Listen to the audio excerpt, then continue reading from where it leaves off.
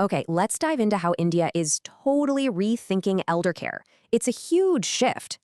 And at the heart of this change, a new demand for trust as a service. We're seeing the silver economy go from a charity model to a pro-tech-savvy industry. These huge societal shifts are creating a real need for care you can actually depend on. You know, one of the biggest challenges here is loneliness. It's a massive health risk. So how are startups tackling this? With what's being called Grandchild-as-a-Service. Think of it as intergenerational co-living. It's a total win-win for both sides. Now, if you live abroad, how do you manage things for your parents back home? The solution? A chief family officer. Basically, a pro manager on the ground for you.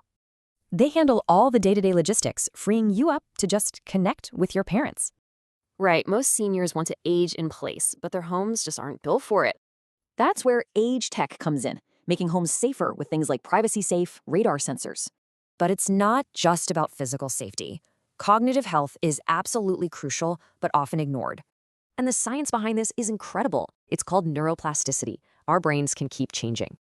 So you have these cognitive gyms using VR and therapy to help keep brains sharp.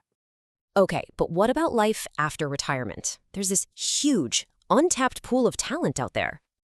Enter the silver talent marketplace, connecting these pros with businesses that need their wisdom. And it's a win for everyone. Seniors get purpose and businesses get incredible experience.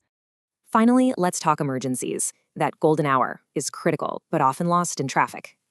So the idea is a hyper-local response. Think Uber for emergencies, getting help there fast. So these aren't just business ideas. They're about creating a world that truly values wisdom.